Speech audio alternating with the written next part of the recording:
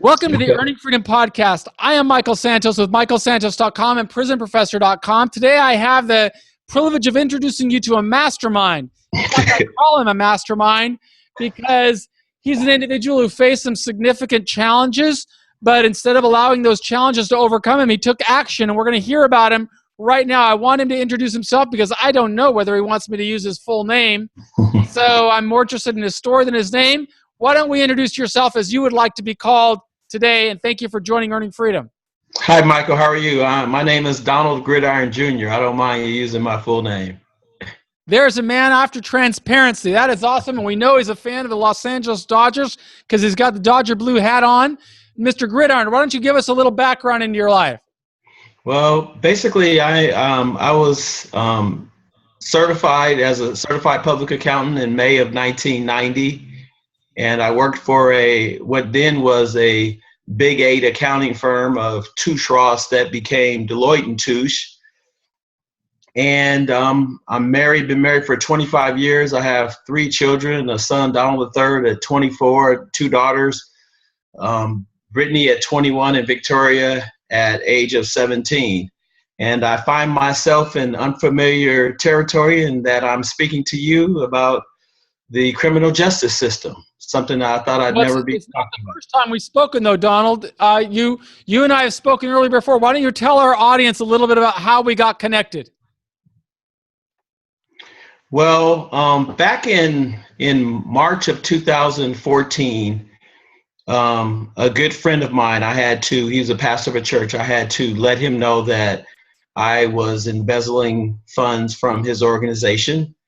And about December of 2014, December 2nd, the FBI came to my house, arrested me. I went downtown LA in court in Los Angeles, and I was out on a $50,000 signature bond. After that, I signed a plea agreement on March 30th of 2015. My wife did some research on the internet, and she came up with the name Justin Paperny, and it came up a lot. So she told me about Justin. I reached out to Justin. Justin told me about what he did. He told me about yourself. I had a brief conversation with the both of you, and you basically told me to do my due diligence, to check you guys out thoroughly. And after doing that, I decided that you all were the best fit for me. And that's how we became acquainted. I had my plea hearing on September 1st of 2015. I was actually sentenced on April 5th to 57 months in federal prison in New Jersey by Judge Kevin McNulty.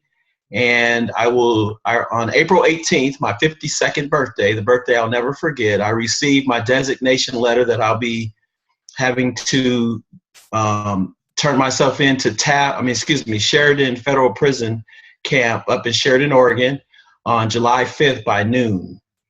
And that's kind of like my story. Let's back up a little bit from there if we could, Donald, because you raised some interesting points that I think would be helpful to an individual who is that doesn't have any experience with the criminal justice system, but yet finds himself in the crosshairs of prosecutors.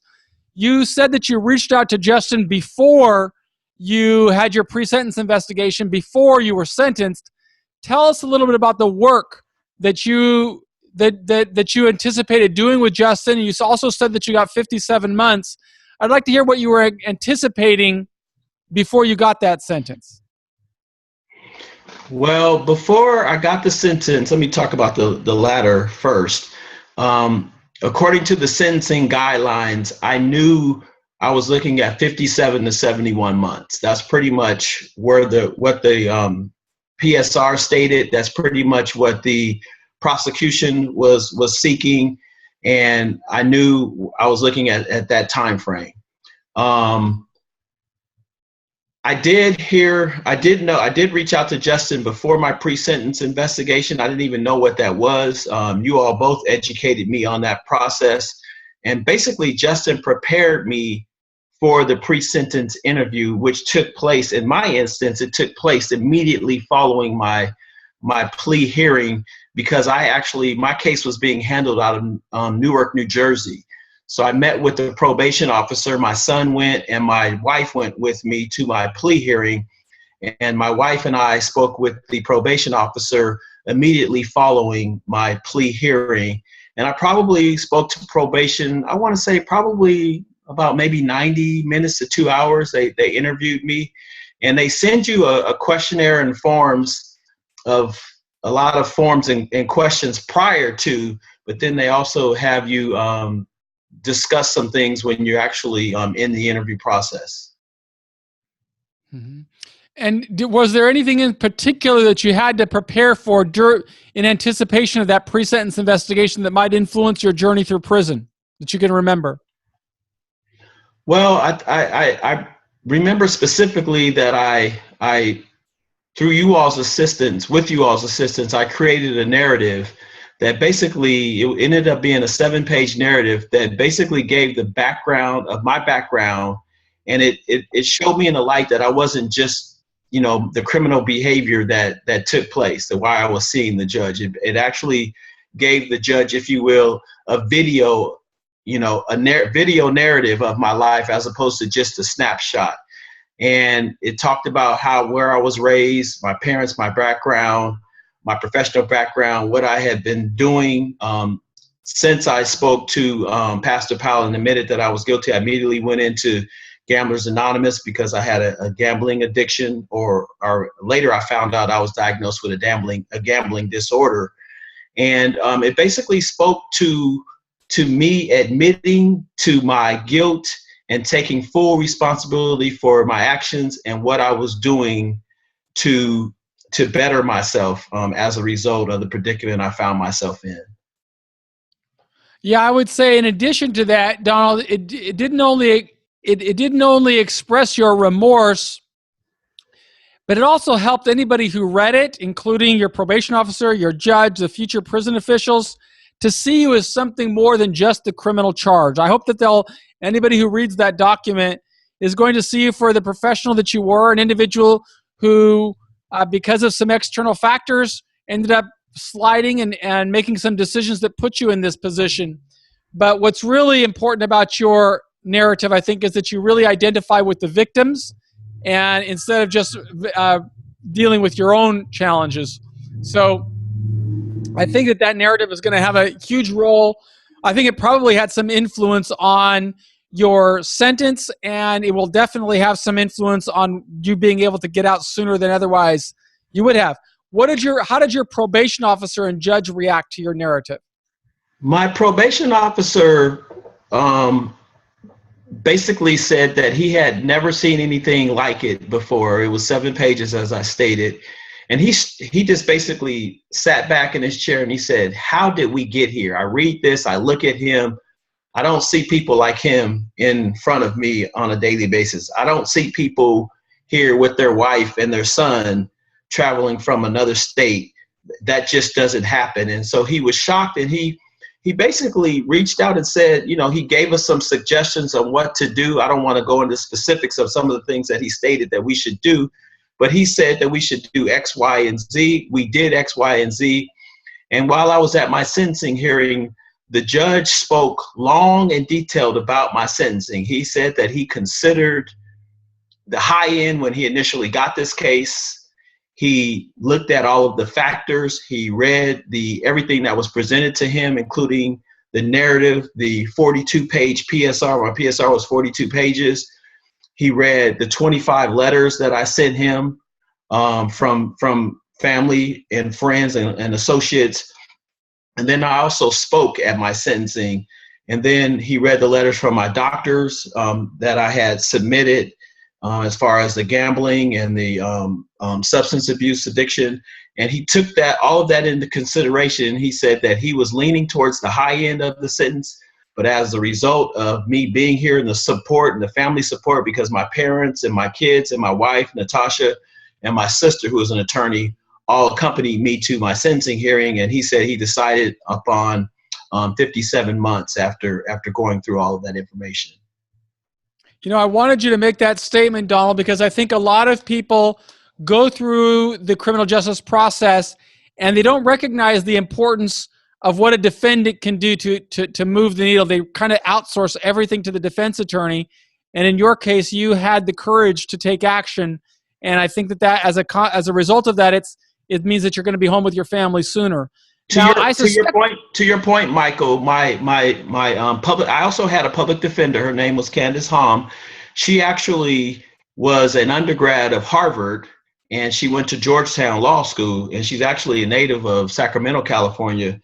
And after it was all over, she thanked me for being actively involved in my case, because I was very active in my case, because I felt as though this is my life in somebody else's hands, and I didn't feel comfortable just leaving it in someone's hands without me giving my best.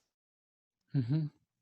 It's really important that any defendant who's going before the criminal justice system recognizes he has a responsibility and a duty to prepare himself for success, just as you have done.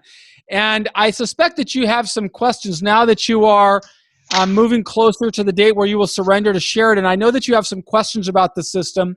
I asked you to participate in this podcast because I know that a lot of other people would have similar questions, and I'm totally transparent and open book. And if you have any questions at all that I can help you understand, let me respond to those. Well, let me first thank my wife for finding you all, because if she didn't find you all, I don't know where I would be today, because I didn't know anything about the prison system. I didn't even know. I was so naive. I didn't even know it cost money to be incarcerated, which I find is just asinine to me. It's just amazing that it costs money to be incarcerated.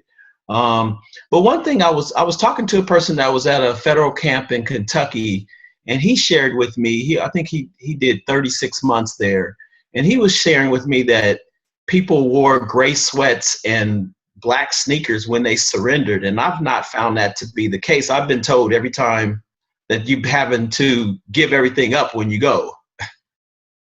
Well, okay, so let me explain that. It depends where you are, Donald. Okay. Every institution has a set of policies, and those policies are put down by Washington, D.C. Okay. But in every institution, there's a warden, and the warden is the CEO of that institution. And under the warden, there's going to be a series of executive level staff and department heads, and they're going to have their own policies within that institution. So you've got the national policy, and then you've got the local program statement. Does that make sense to start with? Yes, very much. Very much so. As a rule, the national policy is you don't bring anything with you when you surrender to prison. Okay. The local policy can vary from that on a couple of things: who the warden is and what type of staff member is there. The policy in general is going to be you can't bring anything in, but you might meet somebody who says, well, you came with gray sweats. We've got gray sweats here. They'll let you wear them. But I would argue the better approach is just don't bring them in, because if you spend a lot of time shopping and bringing these things in, and then there's going to be, let's just say there's 10 staff members. One of them may allow you to bring them in. 9 of them are going to say no. Okay. And you can get what you need at the institution anyway. Okay. So it doesn't make sense. You should probably try to understand the prison's mentality. So their big concern is security of the institution and the introduction of contraband. So one way that they can make sure that nobody's bringing contraband in is just not allow anybody to come in with anything. Okay. Does that make sense? That makes very much sense. Another thing that I've done through you all's advice is I've gone to the medical doctor and I've gone to the dentist. Matter of fact, I just had 2 crowns and a root canal done on yesterday to make sure that I get all of that taken care of. I do wear prescription glasses. Is there anything that you would give anyone like myself, any advice as far as that's concerned? I do have some prescription meds that I need to bring with me. Yeah, I'd bring at least a 2-month supply with you, along with a note from your doctor. You said that you've been working with Justin. You might go through the BOP formulary and make sure that those medications that you are using are approved by the Bureau of Prisons. Okay.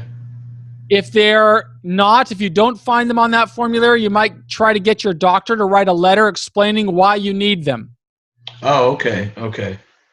So that I don't know what type of medication you use, but the formulary will describe what the Bureau of Prisons allows. Okay. With regard to your glasses, I would bring 2 pairs of glasses with you. Make sure that they are sturdy, and if you break them though, it's okay. I mean, they'll allow you to have a package permit and have some sent in, so that's okay. Okay. You may also want to bring with you letters, a letter with the important addresses and email addresses and things of that sort that you're going to need going forward, because you're not going to remember all that when you first get there, and you're going to want to plug in phone numbers and emails into the system so that you can communicate with the people who love you as soon as you get there. Okay. So you want to bring information with you. Okay. Another question I have for you is I'm on the fence about blogging, and I know Justin is a proponent of blogging. I believe you are a proponent also. One thing that and I'll be candid, Justin was not too happy with me because I was reading some blogs of someone the other day, and it seemed as though the tone changed to be more of a negative, complaining, not really taking responsibility type. And he was sharing with me, it's just kind of like a phase that you're going through. And I've argued that this is something that you guys have kind of always taught, that we're to accept responsibility. And I never want my audience to be listening to a complainer per se. And so, and I know there's an adjustment period that takes place. And so maybe if you can elaborate, on that a little. Well, every individual has to go through this in his own way. And I absolutely know that sometimes it's difficult. You're away from the people you love and the people who love you, and that's challenging. I've always found it to be most empowering to expect obstacles, to expect struggle, to expect difficulty, and then figure out a way to succeed anyway.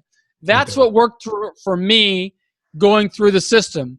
And anybody who has read any of my work knows that I endured a lot of obstructions along the way.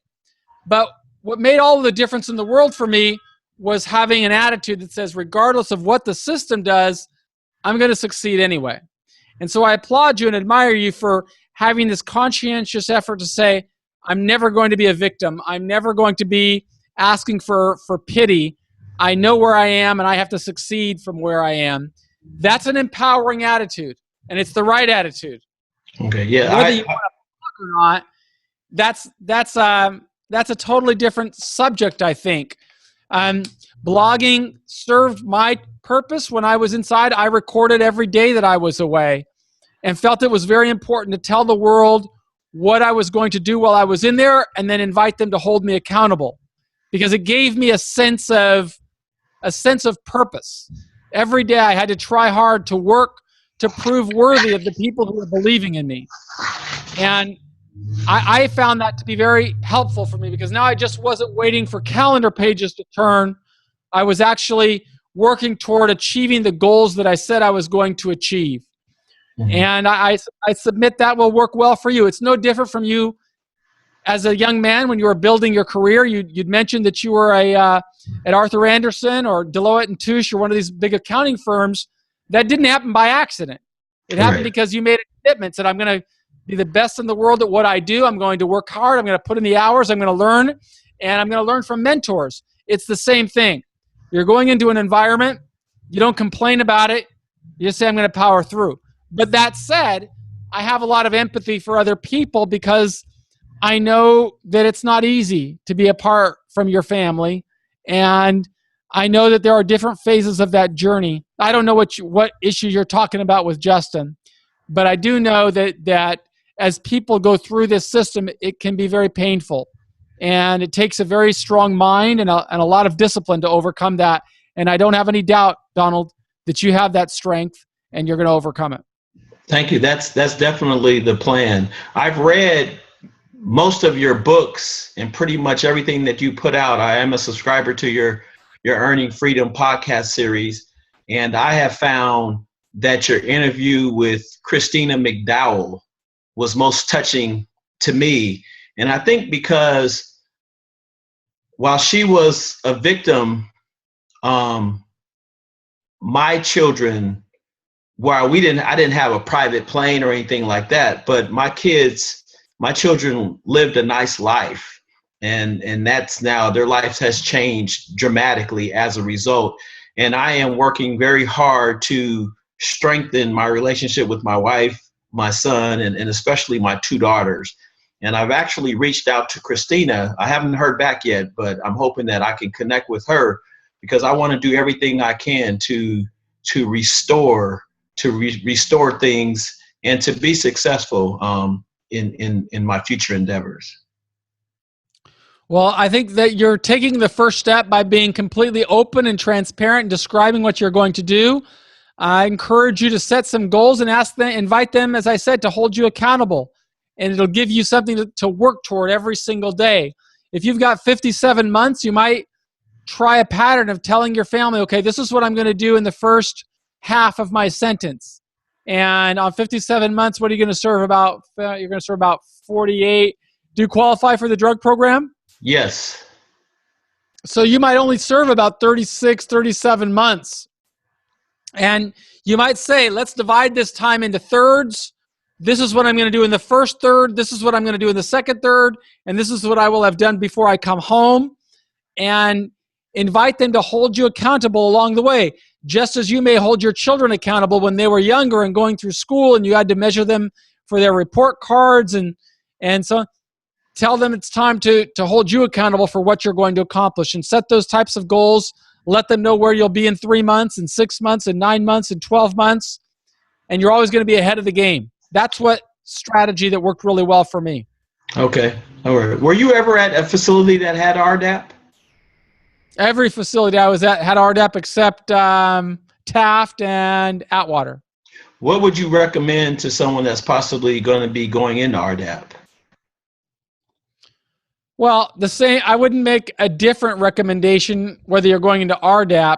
My recommendation is to go in there expecting struggle, expecting obstacles, but with an iron commitment that is unbreakable and unshakable to succeed regardless of what obstacles come from the system. I would be very selective with regard to the people I associated with. I would be very disciplined with regard to what time I woke up in the morning, what time I went to bed, what I did in between those hours. I would be very selective with regard to the activities I chose to do when I was in prison. I would make a commitment to fitness and a commitment to demonstrating how hard I'm working to prove worthy of the love I receive from my family and the community. Okay. All of those are factors that require a daily investment. You're never finished with them. In fact, I'm still on that plan. And this isn't a plan for succeeding through prison. This is a plan for succeeding through life. Okay. And to the extent that you execute your plan, you're going to find that you've got the power within to overcome. Okay. While I was, of course, I'm out on bond, and I report to a pretrial services officer on a monthly basis, and I have to submit a report. And she recommended that I go to this seminar that they have in Los Angeles. And when I go to this seminar, my wife and I went. Lo and behold, Justin is the speaker.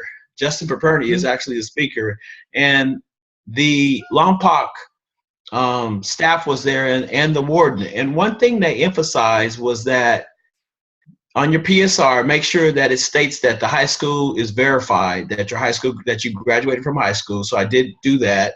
And I know you all had said that previously, but one thing I did learn that I didn't know, it said, this is what the Lompoc staff said specifically, to make sure I bring my driver's license, social security card, and birth certificate. And I asked why, because I'm that type of person. Usually I like to ask why. And they said, because you'll need those for the halfway house. Can you elaborate on that at all? Yeah, well, I can tell you that by the time you're ready to go to a halfway house, that'll change, because there's a lot of legislation in place right now in response to the challenges with mass incarceration. But when you get out, if you don't have that type of identification, it just limits your liberty. You can't drive, obviously, without it. If you don't have it and you lose it over the course of the next couple of years, it's a hassle. So you're obviously professional in society. You've got all of those credentials. Just bring them with you, and all they're going to do is put them in your file, and it makes it easier for staff that when you're ready to go home, that's one thing that's already checked off the list. They can give you your credentials, and you don't have to go through the process at the halfway house. So it is pretty safe to, because one of my things was if they lose them, I mean, bringing them and then. No, they're going to put it in your file. Okay. They're going to put it in your file, and you'll have it. Now, that said, I would also encourage you to make a copy of everything and leave it with your wife. Okay. Okay. All right. But bring it with you. Now, I did have a rather unusual question, as I can come up with at times. I remember reading a blog of one of the persons that's currently incarcerated. I won't say who, but he indicated how he had a very early morning report time to work. And I want to say like 4 o'clock or maybe even 3. How does a person that's in an environment with a whole bunch of people wake up that early? Do they have alarm? I mean, not like you have an alarm clock or something. How do you wake up? Like to make sure well, that's a good question. I can tell you, I used to wake up. If you've read you said you read all my books. Did you read my book, Prison, My 8,344th Day? Yeah, you were up, I believe, at 1 o'clock, or you were in the library at like 2 o'clock, if I'm not mistaken, and you were out by 3 because they had a count or something. I found it much more conducive to success to be awake and working when everybody else was sleeping and sleeping when everybody else was awake. Right. But with regard to your question, people who have jobs like that, it's generally either in the kitchen or in some type of off-site facility like a boiler room or maybe a dairy at Lompoc or, but at the end of the day, what you'll have is you'll have a guard to walk around. He'll wake those early because there's not very many people who have jobs like that. There might only be, in a pack of 100 people, maybe there's going to be 5. Okay. So they'll all go around and wake you up. Okay. That was just one of those strange anomalies that I was like, how does a person wake up, that early? You'll find that the human being is adaptable, and you'll train your mind to wake up. Okay. I will say this. I have written some tentative goals. I haven't yet put them in concrete because I want to put some action plans in place, but I'll kind of share them with you. Strengthening my spiritual relationship, strengthening my relationship with my family, as I've stated. Okay. Let me stop you right there. What does that mean? How do you define that? The strengthening my relationship with my family? Both. Well, you said strengthening. I want you to define that because it's very easy to get into saying something like that, but how do you measure it, right? You got to measure it. You're an accountant. Right? You got to count, quantify it, describe what that means. Well, because I haven't quite yet put together the plan, as I stated, but one thing that I have done is I've gotten a study Bible, and I plan on putting a plan together where I take certain subjects and I look at them and I study them, and that will help me to grow spiritually. So I have gotten some equipment that will help me, and then I'm planning to put a plan together to help me get there. I've talked to some other spiritual leaders to give me some advice on what things to study to help me to grow in that area. So like I said, I haven't put together. I can tell you that for me, when I was inside in order for me to quantify that, I would say, I used to read every day the Bible a little bit, right? Start at Genesis and finish at Revelation. And when I got to Revelation, I'd go back to Genesis and do it again. Now, you may have a more methodical approach, but I would suggest that you quantify it. And then you share what you're quantifying with your family, and you invite them to hold you accountable. And then you're not just talking about it, you're actually doing it. Okay. Well noted. Health and fitness I talked about. And I am putting together a plan as far as how much weight I want to lose. I haven't quite gotten a number yet. And that's why I said that these are tentative goals, but I do want to put together an actual plan.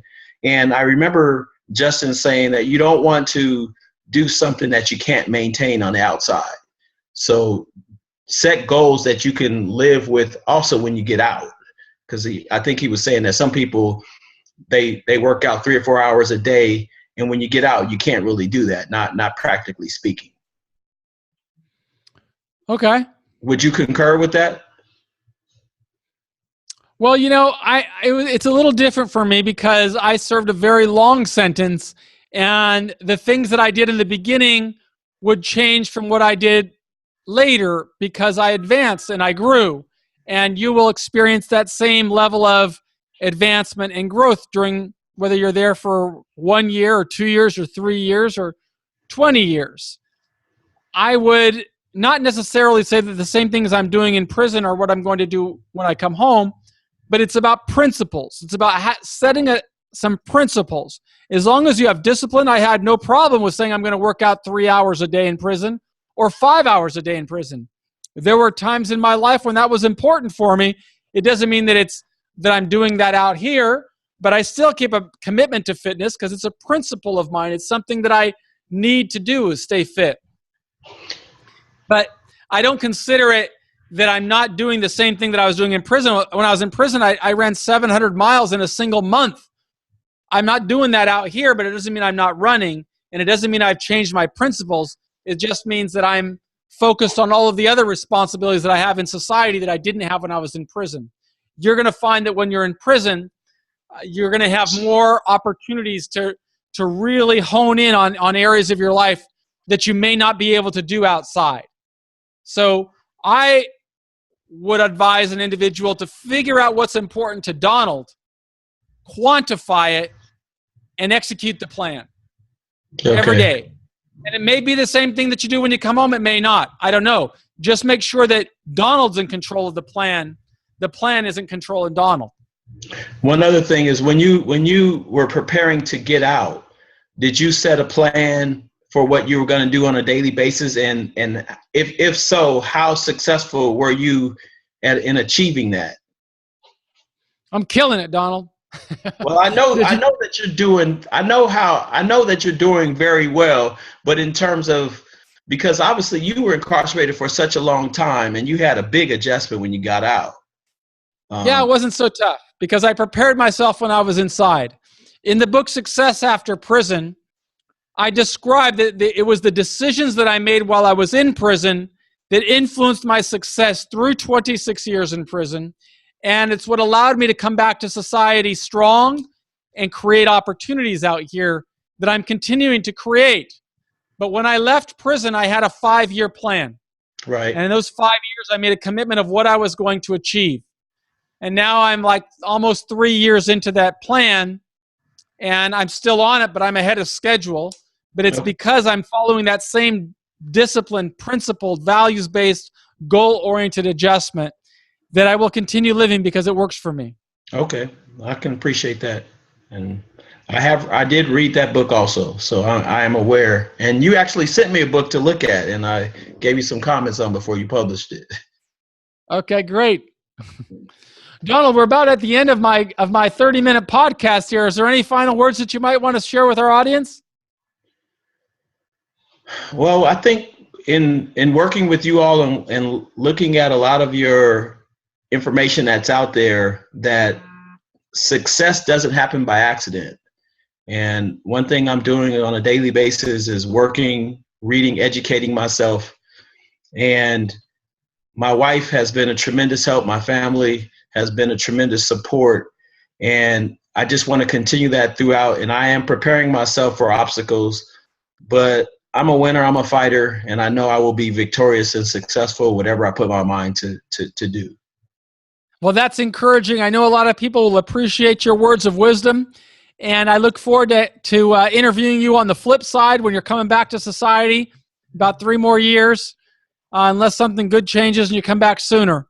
But I want to thank you for the time that you spent with us today. I want to thank you for giving me the opportunity to work with you. And I know that Justin Paperny, what is he? Is it federal prison advice or white collar advice that you work with, Justin? Which firm? White collar. White collar.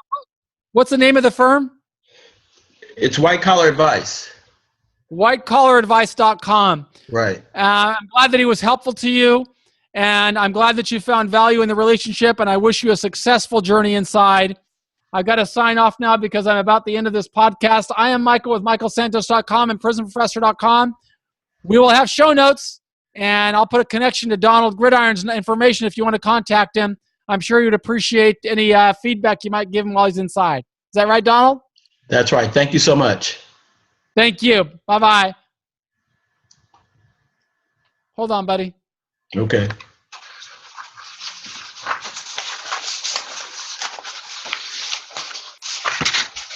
Okay. Stop there. Stop recording.